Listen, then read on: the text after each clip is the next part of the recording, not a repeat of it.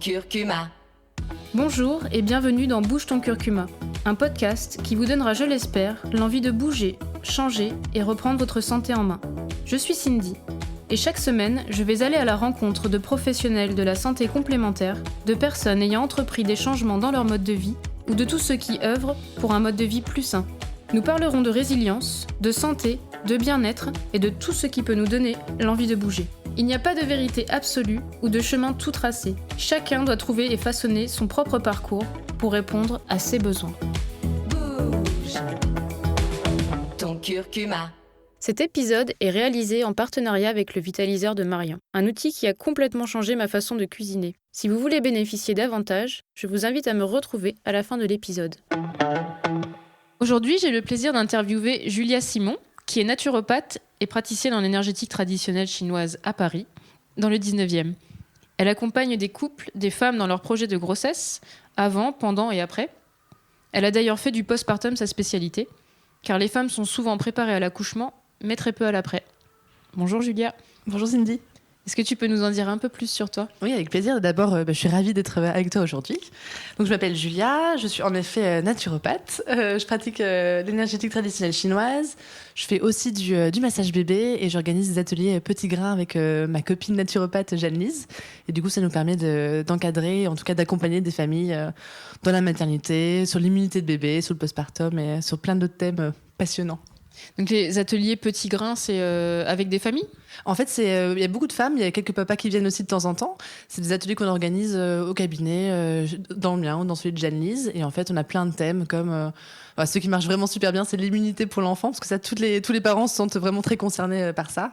Et après, ça peut être, le postpartum, ça peut être le sommeil, la diversification alimentaire... tous ces autres thèmes qui sont chers aux mamans et aux papas. Donc les mamans et papas viennent avec l'enfant et Exactement, et souvent oui. Après ça dépend, si l'enfant est grand, des fois on conseille aux mamans de les laisser avec leur papa justement ou à la maison pour qu'elles puissent aussi avoir un temps pour elles, être un peu tranquille. Voilà. D'accord. Donc toi tu es naturopathe ? Exactement, ouais. Et alors qu'est-ce que ça veut dire naturopathe Comme métier ? Oui, exact. Alors du coup, en fait, mon but, c'est d'accompagner les personnes de manière globale. Donc ça peut être... Pour nous, en fait, en naturopathie, on n'est pas juste un corps, on est vraiment un corps avec une tête et un cœur. Donc c'est vraiment le mental, les émotions et le physique, tout est vraiment lié. Et du coup, mon but, c'est d'accompagner les femmes de manière vraiment holistique en prenant vraiment tout ça en compte. Donc en naturopathie, on a plein de techniques qui nous sont propres et qui nous sont chères. Ça va être l'alimentation, par exemple, l'exercice physique, l'équilibre psycho-émotionnel. Et après, on utilise des plantes, on utilise l'eau aussi, les saunas, les hammams, tout ça. Moi, j'aime beaucoup aussi travailler en micronutrition aussi. Et voilà. Et puis, il y a d'autres choses comme la relaxation, le massage, les techniques plus manuelles et énergétiques. Donc voilà. Donc tu les accompagnes avant, pendant et après. Exactement, je les accompagne tout au long de leur grossesse. Et ce qui est hyper sympa, c'est que ça me permet d'accompagner des femmes qui sont peut-être dans le désir de bébé, par exemple, qui sont aussi peut-être dans des processus de PMA. Et moi, du coup, je peux les accompagner dès ce moment-là. Et du coup, c'est une joie, tu vois, de pouvoir les accompagner pendant leur grossesse après, et puis de voir leur bébé. Puis elles viennent souvent pour faire un massage bébé après leur accouchement. Donc ça fait partie de mon cadeau de bienvenue pour les jeunes mamans et pour leur bébé. Et du coup, ça me permet de les voir. Ça nous permet de débriefer sur l'accouchement et tout ça. Donc c'est un bel accompagnement, je trouve. Et puis pour moi, la maternité, c'est vraiment un moment aussi qui est important dans la vie d'une femme. Donc du coup, c'est chouette de pouvoir participer à ça. Qu'est-ce qui t'a donné l'envie d'être naturopathe ? Ce qui m'a donné l'envie d'être naturopathe, en fait, je pense que tout a changé pendant ma première grossesse. Souvent, les grossesses, elles sont source de remise en question, etc. Et en fait, pour ma grossesse de Léonie, qui a maintenant 8 ans, en fait, je me suis ouverte un petit peu à plein d'autres choses que je ne connaissais pas du tout avant. Donc, c'est passé par exemple le yoga, l'ostéopathie, l'acupuncture et aussi la naturopathie, en fait. Et je me suis rendu compte qu'on pouvait être accompagné de manière naturelle avec des plantes, avec de l'hygiène de vie, en prenant soin de soi. Et ça me changeait un peu de mes méthodes de prise en main que je pouvais avoir en fait avant quand j'étais plus jeune, adolescente ou jeune femme, tu vois. Donc voilà, donc c'est vraiment ma première grossesse qui m'a poussée à me reconvertir. C'est vrai que les grossesses sont souvent les déclics dans la vie d'une femme. Exactement, ouais, carrément. Tu te projettes un peu, tu as envie d'apporter le mieux pour ton enfant, donc c'est souvent la base de reconversion. Exactement, puis en plus en naturopathie, le but c'est vraiment de redonner le pouvoir à la personne, donc du coup à la future maman. Et quelle joie aussi de se ressentir responsable et actrice de sa santé, tu vois, c'est aussi un beau cadeau. Donc, c'est un beau cadeau que j'ai reçu. Donc, du coup, je suis ravie de pouvoir partager ça aussi avec les autres femmes. Donc du coup, toi, tu t'es reconvertie en naturopathie ? Exactement. Et en énergétique traditionnelle chinoise, du coup. J'ai fait ma reconversion en 2012. Moi, je suis issue d'une prépa HEC, d'une école de commerce à Bordeaux, etc. Et vraiment, cette grossesse-là, ça a vraiment changé beaucoup de choses parce que j'ai eu un accouchement qui s'est super bien passé, vraiment dans la douceur, etc. Et en fait, j'ai eu envie de partager ça avec d'autres personnes. Et tu vois, après mon congé mat, je suis retournée travailler dans mon emploi, dans le marketing, dans les cosmétiques à l'international, qui était un super métier, qui était très drôle, très fun, où je parlais beaucoup anglais. Donc, tu vois, il y avait un côté un peu exotique que j'adorais. Et en fait, je me sentais vraiment vide à l'intérieur. Et pour moi, oui, je me suis posé beaucoup de questions sur pourquoi j'étais là, en fait. Et voilà, j'ai commencé à travailler sur moi. J'ai fait un voyage de développement personnel à Bali qui a changé ma vie. Et en revenant, je savais que je voulais accompagner les femmes enceintes, etc.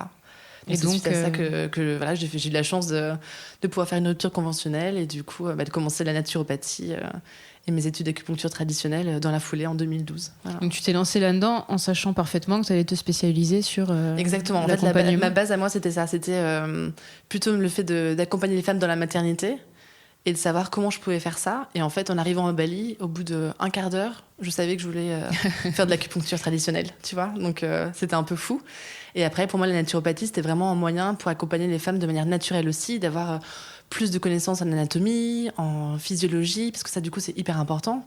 Et du coup, de savoir comment on pouvait utiliser certaines plantes, par exemple, qui peuvent être intéressantes, mais surtout d'accompagner la personne de manière globale dans son hygiène de vie, sur le sommeil, sur l'exercice physique, sur le sport, enfin, tu vois, tous ces sujets qui peuvent nous toucher. Donc voilà.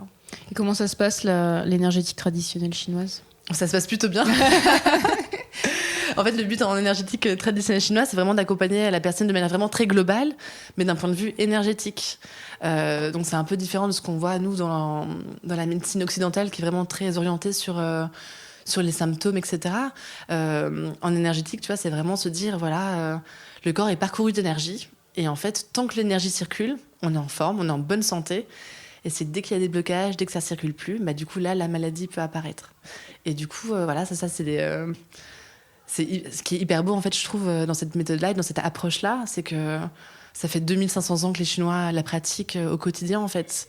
Et c'est un beau cadeau aussi de pouvoir partager ça aujourd'hui, en 2018, je trouve. Voilà. Bien sûr. Et l'école que j'ai faite était vraiment basée sur des textes traditionnels, sur vraiment toute la tradition, en fait. Et donc ça, c'est beau aussi, je trouve, de pouvoir prendre des choses qui sont ancestrales, etc., et de les ramener aussi dans notre monde d'aujourd'hui. Et on se rend compte que les Chinois, ils ont quand même compris plein de choses, ils ont quand même tout compris, et que eux, tout de suite, ils disaient que, voilà, qu'on n'était pas juste on était encore dans un environnement, dans une saison, et que du coup, c'était normal d'avoir certaines fragilités à certains moments de l'année, par exemple. Tu vois, donc c'est très beau, et je trouve que c'est des approches entre la naturopathie et l'énergétique traditionnelle chinoise. C'est vraiment deux belles approches pour la fertilité, pour la grossesse, pour le postpartum. Je trouve que c'est beau parce que c'est naturel, c'est le corps du coup après qui se met en mouvement tout seul et qui trouve ses propres ressources pour pouvoir continuer à avancer. Donc pareil, tu vois, c'est de la prévention, c'est rendre la personne actrice de sa santé. Et c'est ça qui me plaît, en fait. Et puis apprendre comment tout ça se met en place, comment ça fonctionne. Exactement. C'est génial. Intellectuellement, pour moi, c'est hyper intéressant. Et puis du coup, pouvoir le partager et être éducatrice de santé et pouvoir partager ça aussi au cabinet, c'est super. Parce qu'en fait, on se rend compte qu'on n'a pas beaucoup de connaissances. On a notre physio. Enfin, tu vois, c'est quelque chose, même quand on était au lycée, on a quand même fait très peu de cours. Enfin, j'ai pas de souvenir d'avoir vraiment étudié le corps humain, de savoir comment vraiment ça fonctionnait, tu vois, au niveau de la digestion, comment fonctionne vraiment notre cœur, etc. Moi, j'ai plutôt des souvenirs comme quoi on avait appris des choses sur les dinosaures, sur les cellules, etc. Mais c'était pas très concret. Alors que du coup, là, je peux partager des choses très concrètes en rendez-vous. Et du coup, les gens comprennent mieux. Et quand ils comprennent mieux, du coup, ça leur permet de mettre des choses en place, ça leur permet de mieux comprendre. Et ça, je trouve que c'est vraiment redonner le pouvoir à la personne, en fait, toute sa puissance de prendre ses propres décisions, d'avoir plein d'informations et puis du coup après de faire ses propres choix. Et ça, je trouve ça aussi oui, l'information te permet de choisir en pleine conscience. Exactement. Et ça, c'est un beau cadeau. Ouais. Du coup, les profils des personnes qui viennent te voir, c'est justement des gens qui sont déjà orientés sur des accompagnements naturels, qui découvrent. Oui, je pense que 8 personnes sur 10, oui, et qui sont intéressées en tout cas. Il y en a qui sont plus ou moins... des fois, j'ai des futurs papas qui viennent, ils sont plus ou moins envoyés par leur chérie. Mais en général, oui, c'est des personnes qui sont en tout cas intéressées de savoir comment elles peuvent prendre soin d'elles au naturel. Et donc, les personnes qui viennent me voir, c'est... je pense qu'il doit y avoir 90% de femmes quand même. Et je pense que la moitié, ça doit être des futures ou des jeunes mamans. Et on travaille beaucoup aussi sur tout ce qui est hormonal. On se rend compte qu'il y a quand même beaucoup de femmes de nos jours qui ont des soucis gynéco, que ce soit de l'endométriose, des ovaires polykystiques, etc. Et c'est vrai que ça peut être une approche aussi complémentaire de tout ce que les femmes font déjà avec leur gynécologue ou leur sage-femme, par exemple. Donc c'est intéressant comme approche. Oui, bien sûr. Bah, c'est global, du coup. C'est global, exactement. Et puis du coup, on peut travailler sur de l'alimentation, par exemple. Et on se rend compte qu'on peut faire plein de petites choses dans son quotidien qui peuvent changer énormément notre vitalité, etc. et la manière dont notre corps fonctionne. Et donc la manière de vivre sa grossesse. Exactement, et de la manière de vivre sa grossesse ou l'après, exactement. Ouais. Et toi, du coup, t'es vraiment spécialisée sur le postpartum ou sur l'après-grossesse ? En fait, je me suis rendu compte qu'au fur et à mesure, je me spécialisais sur cette thématique-là que j'adore, parce que je pense que quand on fait des choix dans la vie pour des reconversions professionnelles ou des nouveaux choix de vie, souvent c'est par rapport aux expériences passées qu'on a pu avoir. Et je pense que moi, mon postpartum de ma première fille m'a beaucoup remué. J'ai passé une grossesse qui était vraiment super. Tu vois, je faisais du yoga, j'allais toutes les semaines, j'étais assidue. J'étais comme une sportive, une championne olympique qui allait aller à son épreuve d'accouchement, tu vois. Et du coup, j'ai passé un accouchement qui était à la hauteur de ce que je pouvais attendre. Mais en fait, après, j'avais zéro info de ce qui allait m'arriver, en fait. Et du coup, je me suis retrouvée avec une toute petite fille, toute mignonne, mais dont je savais pas vraiment m'occuper, je savais pas exactement ce qu'il fallait que je fasse, j'étais vraiment hyper perdue. Et donc j'avais beau avoir beaucoup d'amour pour elle, j'avais aussi énormément de remise en question et beaucoup de solitude aussi, pas forcément de passation avec les femmes de ma famille par exemple, et du coup ça c'était compliqué pour moi. Et c'est des choses que j'ai intégrées et que je me suis pas forcément posé beaucoup de questions dessus, à part sur le fait que je me sentais un peu fatiguée, la fatigue, le manque de sommeil, etc. C'était vraiment très difficile. Mais bon, apparemment, tout le monde était passé par là avant, donc c'était normal. Donc je me suis pas posé plus de questions que ça. Et en fait, je crois que j'ai eu un déclic il y a 1 an et demi en cabinet, en accompagnant des femmes que maintenant que j'adore vraiment, et en me rendant compte en fait qu'on était toutes pareilles et qu'on avait été vraiment très nombreuses à avoir eu des postpartums difficiles avec beaucoup de fatigue, beaucoup de remise en question, beaucoup de solitude, beaucoup de tu vois le fait de le syndrome de oh là je suis nulle, je sais pas comment faire, je suis une mauvaise mère. Et en cabinet, je leur disais mais non, mais pas du tout, regardez, vous faites du mieux que vous pouvez, regardez ce que vous arrivez à faire, c'est super. Parce que du coup, on est tellement dans une société où on fait toujours plein de choses, etc. On a une charge mentale de malade. Et en fait, s'il n'y a personne en face de vous pour vous le rappeler, c'est hyper facile de se retrouver sous une pile de choses à faire, en ayant l'impression de ne pas s'en sortir, en fait. De se noyer, oui. De se noyer complètement, ouais. Et je crois que j'ai eu un déclic en me disant, mais en fait, c'est exactement ça que j'ai vécu. Et en fait, j'ai plein de solutions à apporter à ces femmes-là. Et je me rends compte qu'en postpartum, il y a plein de choses qu'on peut mettre en place qui fonctionnent tellement bien. Et j'adore parce que c'est du physique, donc c'est pour que la maman aille mieux, qu'elle ait moins d'inconfort, de douleur, etc. Mais il y a un côté aussi où on prend en charge tout le côté émotionnel de la personne, et ça j'adore aussi, donc ça me plaît et j'arrive vraiment à m'épanouir là-dedans. Et j'ai l'impression que quand on travaille sur un postpartum avec une jeune maman, et que c'est un postpartum réussi entre guillemets, parce que du coup c'est pas la compète, mais du coup ça lui permet d'être plus confortable aussi à la maison, d'être plus en échange avec son bébé, d'être mieux avec son partenaire, etc., et d'être plus épanouie. Et du coup c'est gagné aussi, parce que c'est des mois qui sont très précieux. Ce sont des mois qui en France passent très vite, parce que on a un congé mat qui est quand même assez court. Ouais. Et du coup autant le vivre pleinement en fait. Voilà. Et donc j'adore, parce que j'ai plein d'outils à proposer, donc ça me plaît. C'est chouette, parce que au final je me rends compte que on court l'épreuve du marathon et qu'on arrive un peu à bout de souffle. Ouais. C'est la même chose quand on doit gérer une maladie par exemple. Ouais, tout à fait, t'as tout à fait raison. On se concentre sur l'épreuve et l'après est très difficile. Exactement, et après une maladie, t'as raison. Maintenant, je sais qu'il y a des maisons qui s'ouvrent, etc. Notamment, par exemple, pour les personnes qui ont eu des cancers, la maison Raphaël qui est en train de s'ouvrir, qui s'est ouverte, justement pour l'après, pour pas que Des personnes qui sont en rémission, par exemple, se sentent vraiment complètement abandonnées. Et c'est vrai que, par exemple, dans des parcours de soins où on est très entouré, où on a des rendez-vous toutes les semaines pour des traitements, etc., du jour au lendemain, se trouver toute seule ou tout seul, c'est compliqué pour les gens à gérer. Ouais. C'est ça, c'est angoissant. Qu'est-ce qu'on fait Exactement. Qu'est-ce qu'on fait avec tout ça maintenant? Exactement. Qu'est-ce qu'on fait avec ce bébé? Qu'est-ce qu'on fait avec ce bébé? Qu'est-ce qu'on fait avec cette maladie que j'ai réussi à vaincre, ça. etc. Qu'est-ce que j'en fais de tout ça? Et je pense qu'il y a des superbes expériences à prendre, qu'il y a que ça permet de réfléchir sur toutes les choses qu'on a vécues, ce qu'on veut mettre en place. Ça permet vraiment de faire une remise en question, tu vois, de créer sa boîte, de changer de job, etc. Mais c'est vrai que le postpartum, pour moi, c'est un événement dans une vie d'une femme où, à cause de l'isolement dans lequel on peut être, notamment dans les grandes villes, par exemple, où on n'a pas forcément notre famille près de nous, c'est hyper difficile pour des jeunes femmes qui se retrouvent seules à la maison avec leurs enfants, en fait. Et en fait, je pense qu'avant, on habitait dans des villages, on était tout ensemble, il y avait les tatas, la maman, les cousines, les autres enfants, etc., qui étaient là. Mais en fait, je pense à Paris, parce que c'est là où j'habite, mais je viens de province. Mais oui, à Paris, c'est quand même difficile, je trouve. Et je me rends compte, en fait, aussi, que ce qui est intéressant, c'est que les femmes que j'accompagne en postpartum et pour qui ça se passe bien, pratiquement à 100% du temps, ce sont des femmes qui ont leur famille qui est dans le coin, en fait, avec une maman ou un papa qui peut venir pour aider. Pour les aider, pour venir faire du babysitting le soir pour qu'elles puissent sortir avec leur partenaire, pour tout ça, quoi. Et ça, c'est pas forcément évident quand on est une jeune maman à Paris, qu'on habite toute seule et que la famille est loin. Donc, on sent quand même qu'il y a envie de ce retour aux sources. Ouais. Il y a de plus en plus d'envie aussi d'accouchement naturel. Tout à fait, ouais. Les femmes ont envie de reprendre un peu possession de leur corps. Tout à fait, ouais. Comment ça se passe, un accouchement naturel ? C'est une super question. Un accouchement naturel. Alors déjà, un accouchement naturel ou pas, c'est vraiment le choix de la maman. Il y a des mamans qui vont qui vont vraiment avoir envie de faire ça, mais ça va rester vraiment leur choix à elles. Pour avoir un accouchement naturel, du coup, il faut se préparer. C'est comme un postpartum, ça se prépare. Et l'accouchement, c'est exactement la même chose.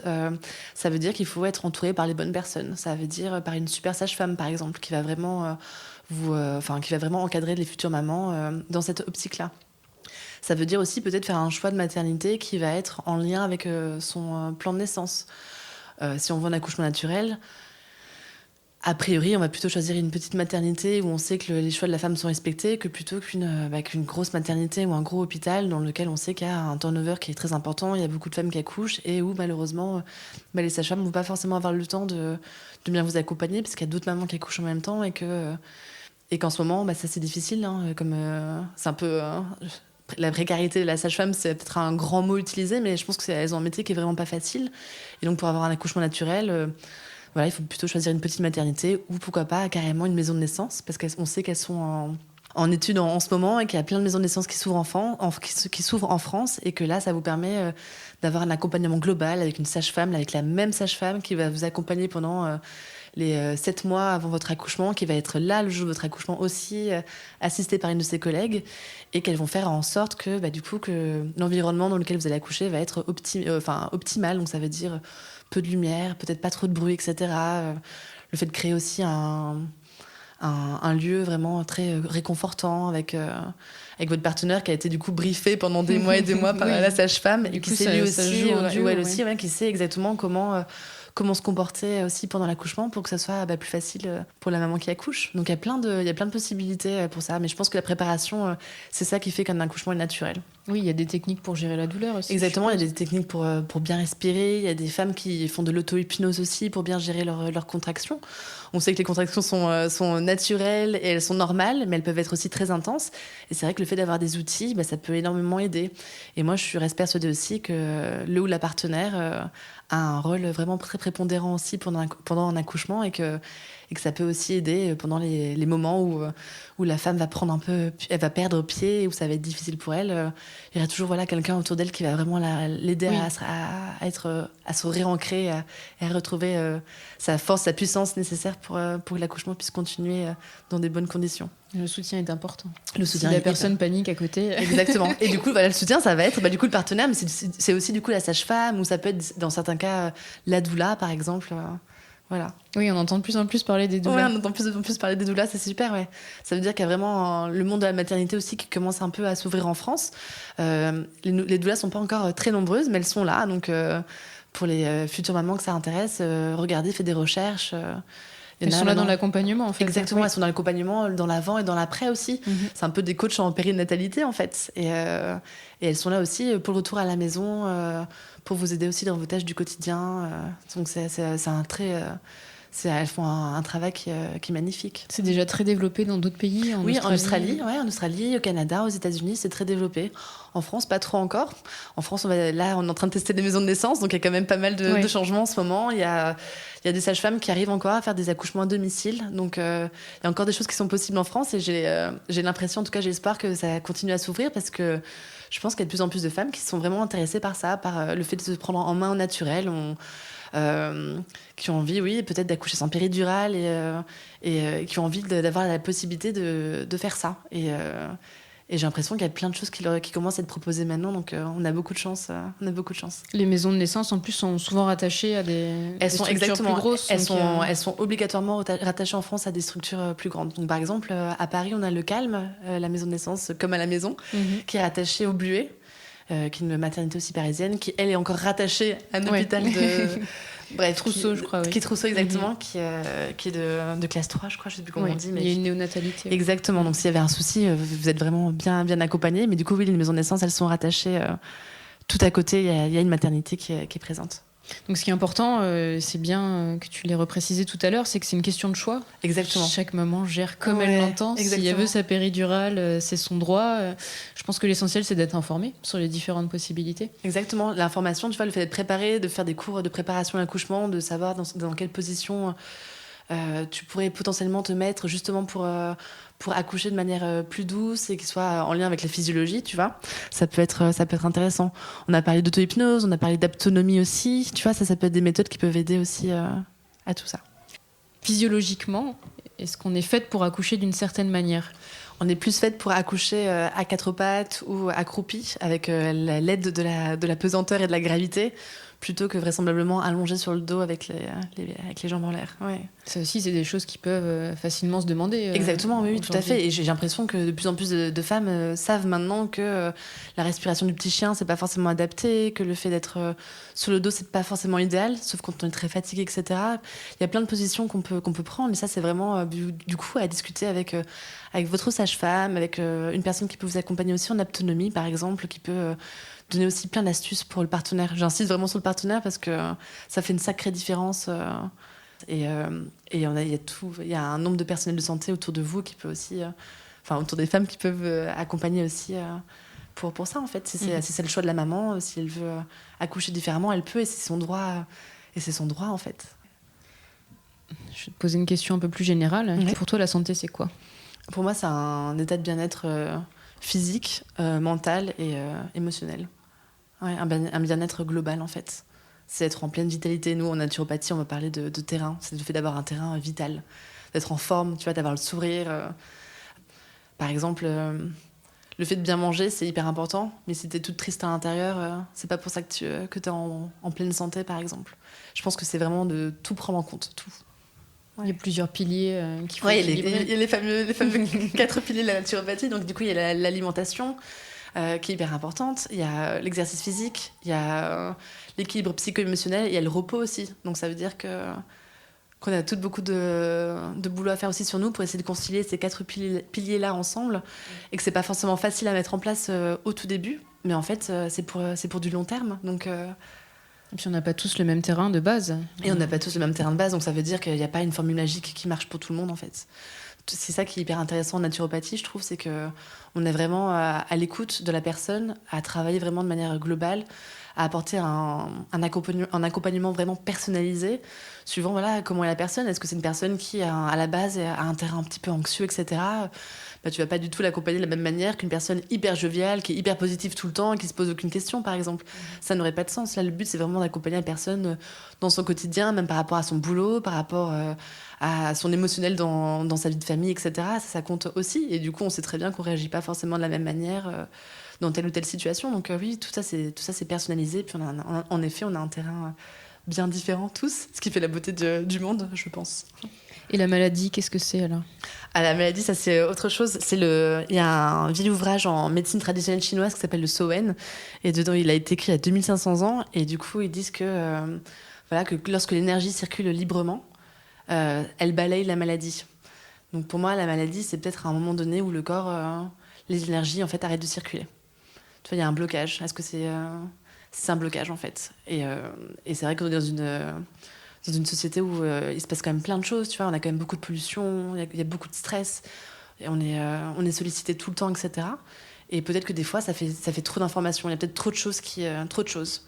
Et du coup, à un moment donné, le corps envoie des signes. Et les signes, souvent, quand on les a pas vus pendant 1, 2, 3, 4 ans, du coup, à un moment donné, le corps peut s'arrêter et se dire « Ok, là, je vais te montrer. Là, je vais te faire un truc énorme pour que tu puisses te rendre compte qu'il y a peut-être des choses sur lesquelles il faut que tu fasses attention ou sur lesquelles il faut que tu travailles, par exemple. » Ça, c'est un peu le rôle de la médecine chinoise, donc, qui agit sur l'énergie vitale, oui, le qi. Ouais. Le qi, exactement, c'est ça, c'est le qi, tout à fait, ouais. Bravo, Cindy. C'est exactement ça, ouais, tu vois, c'est ce chi qui est censé vraiment circuler sans arrêt, en fait, qui est censé bouger dans ton corps.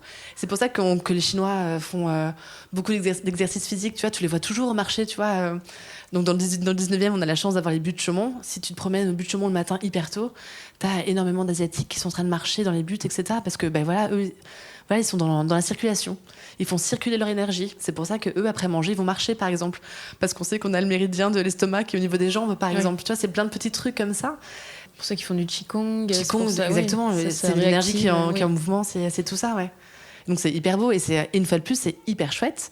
Parce que tu dis qu'en fait, dans ta vie, dans ton quotidien, tu peux faire plein de choses pour aller mieux. Oui, en plus, les buts de Chaumont, ça grimpe. Ça grimpe, exactement.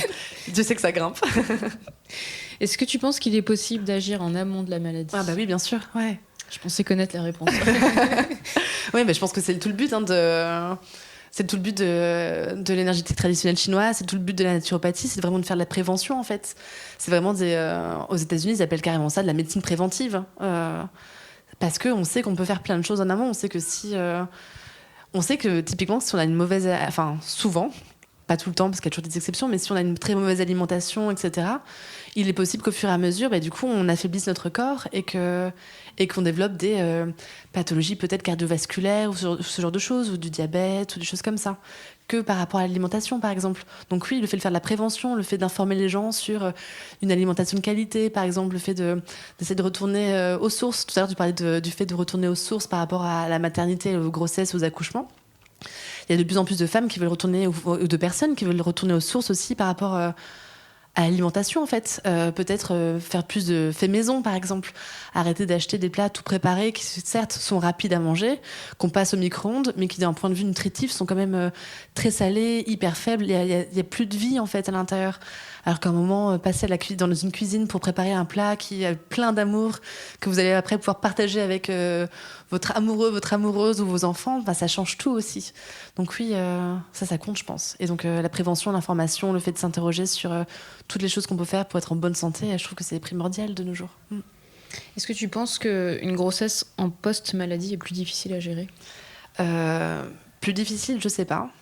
Mais ça demande peut-être plus de patience. Ça me demande peut-être de prendre peut-être plus de temps, d'être plus douce aussi, d'être plus douce avec soi-même. Tu vois, je pense qu'une personne qui a eu une maladie, ça veut dire qu'elle est peut-être ressortie aussi beaucoup plus forte et qu'elle a peut-être une vue aussi différente de la vie.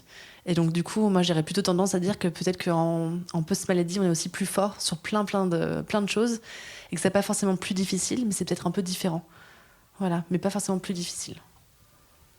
Toi, tu es maman de 2 enfants ? Ouais, j'ai 2 filles, de 8 et 4 ans. Comment tu leur expliques la santé, l'alimentation ? Alors, les filles à la maison, elles savent que quand elles sont malades, il y a des aliments qu'elles vont pas forcément manger, par exemple. Elles savent que quand elles sont malades, elles vont être obligées de se reposer. C'est des réflexes en fait, qu'on a à la maison, et en fait, ça pose absolument aucun souci, ça fait vraiment partie de notre quotidien, en fait. J'essaie d'être flexible par rapport à l'alimentation. J'essaie de pas être stricte. Il y a des aliments qui vont jamais rentrer chez moi pour des raisons éthiques, par exemple cette fameuse pâte à tartiner. Bref, je ne veux pas te voilà. Par exemple, celle-ci, elle rentrera pas chez moi parce que j'ai pas du tout envie de participer au développement commercial de cette marque, par exemple. Mais du coup, voilà. Par contre, à côté de ça, oui, on mange des glaces, on fait plein de folies, etc. Mais on a une alimentation qui est vraiment saine dans notre quotidien. Et c'est pas une punition, c'est pas, ça fait vraiment partie de, voilà, les fruits et les légumes, ça fait partie de notre quotidien. Mes filles adorent manger des fruits. Les fruits, souvent, on les appelle les bonbons des arbres, mais parce qu'elles adorent ça, en fait. Oh, c'est beau. Ouais, c'est beau. Mais on a aussi... mais elle mange... ça, ma fille, mais tu manges un bonbon, là, c'est une pomme. Exactement, mais c'est des beaux cadeaux c'est des beaux cadeaux de la Terre. Et comme elles sont un peu aussi à fond avec la nature, la planète, etc., le fait de les ramener aussi sur du concret, sur... tu vois, en fait, ton arbre, là, il te propose ça. C'est comme on a de la chance. Elles aiment bien le pollen, par exemple, parce que c'est super pour l'immunité, etc. Le pollen, c'est un vrai cadeau de la nature aussi. Et donc voilà, j'essaie aussi de leur montrer que la nature peut nous proposer plein de choses et qu'il y a plein de choses qui sont aussi hyper bonnes. Et ça veut pas dire qu'on mange pas des frites, ça veut pas dire qu'on mange pas du ketchup de temps en temps quand il est bio. Enfin voilà, on mange comme une famille normale, je pense. Mais voilà, il y a des choses sur lesquelles on va plus s'accentuer, comme les fruits et les légumes, et peut-être moins de choses quand elles sont pas en forme. Voilà. Donc l'alimentation est primordiale, on l'aura bien compris. Ouais, c'est une base en fait. Oui. Et du coup, on est obligé de manger. Donc autant manger des choses qui vont être bonnes pour nous, qui vont nous apporter de la pêche et nous donner beaucoup de vitalité. C'est quoi pour toi les erreurs les plus fréquemment commises en termes de santé ? Alors je sais pas s'il y a vraiment des erreurs ou pas. Comme on le disait tout à l'heure, on est tous différents, donc on a tous des corps qui vont plus ou moins accepter certaines choses. J'ai envie de te dire que tu vois, par exemple, là on va rentrer dans une période froide. Pour moi, par exemple, en ce moment, boire un smoothie le matin, pour moi, c'est une hérésie. Pour moi, en ce moment, on a besoin de boire du chaud. Un smoothie avec un thé, ça passe. Un smoothie avec un thé, ça peut plus passer. T'as raison. Mais tu vois, pour moi, du cru en ce moment, pour moi, ça serait pas forcément adapté. Et en même temps, tu vois, il y a des corps qui peuvent tout à fait le gérer aussi. Mais le fait, par exemple, de vouloir manger, de prendre des smoothies à tous les repas, pour moi, ça n'a pas beaucoup de sens non plus. Tu vois, on est obligé il faut manger du chaud, il faut manger un peu de cuit. De la vapeur douce, c'est super. Enfin, il y a plein de cuissons différentes. L'erreur qu'on pourrait faire, ce serait de se contenter d'aller dans une seule direction. Et du coup, d'être à fond sur quelque chose et d'oublier tout ce qu'il y a autour, en fait. Mm-hmm. L'équilibre, ce qui est important, c'est d'avoir des apports qui viennent de plein d'endroits différents, d'avoir des cuissons différentes, que ce soit du wok, de la cuisson en vapeur, du mijoté. Tu vois, le fait de varier, en fait. Ça, pour moi, ça permet de pas être dans l'erreur. Le fait de varier les choses. Oui, bien sûr. Pas se concentrer sur un régime strict. Ouais, plutôt, ouais, exactement. Ça me paraît, en tout cas, avoir plus de sens. Et sur le long terme, du coup, à mon avis, tu tiens beaucoup plus longtemps en fait en variant tes apports. Penses-tu qu'il soit possible de redevenir acteur de sa santé ? J'espère. C'est le but de mon métier, c'est vraiment d'être éducatrice de santé. Le fait de donner des informations justement pour que la femme ou l'homme, parce que ils sont là eux aussi, hein. Mais du coup oui, pour qu'on devienne actrice, qu'on retrouve un peu notre autonomie, pour être en grande vitalité, ouais. Qu'est-ce que tu fais, toi, pour être en forme ? Pour être en forme, alors moi, je fais du sport. J'essaie d'aller à la piscine toutes les semaines. J'essaye de travailler aussi beaucoup sur moi pour que émotionnellement, je sois bien aussi à l'intérieur. J'essaie d'avoir une vie sociale équilibrée aussi, parce que c'est important d'avoir des relations d'amour, d'amitié, etc. avec les autres. Donc j'essaie de suivre un peu les 4 piliers de la naturopathie. Et là, du coup, mon prochain objectif, c'est vraiment de me concentrer sur le repos. Essayer de bien intégrer ça aussi dans mon quotidien, parce que être entrepreneur, ça prend beaucoup d'énergie. Pareil que pour tenir sur du long terme, c'est important d'avoir des plages pour se reposer, de prendre du temps pour soi, pour se reconnecter. Donc ça veut dire aussi... moi, ce qui m'aide aussi, tu vois, c'est de me reconnecter à d'autres choses un peu plus magiques, comme la lune, comme tu vois, peut-être les pierres, comme avoir des rituels aussi qui me permettent d'avoir plus d'énergie et du coup d'être au taquet en début de chaque rendez-vous et pour pouvoir donner le meilleur de moi et d'être tu vois en ouverture avec les gens et de pouvoir du coup les aider au mieux. Voilà. Parce que la lune influe sur... la lune influe tellement, on adore. La lune influe sur les océans, donc... comme nos corps sont composés à 72% d'eau, on imagine qu'il y a quand même beaucoup de choses qui sont aussi en lien aussi avec la lune de notre corps. Ouais. Vaste sujet. Peut-être dans un prochain épisode. Avec grand plaisir. Merci beaucoup, Julia. Avec plaisir, Sylvie. Avec plaisir. Ton curcuma. Si le vitaliseur de Marion vous intéresse et que vous souhaitez bénéficier davantage, n'hésitez pas à me contacter via le site Curcuma Box en précisant que vous êtes auditeur de Bouge ton curcuma. À bientôt pour un prochain épisode.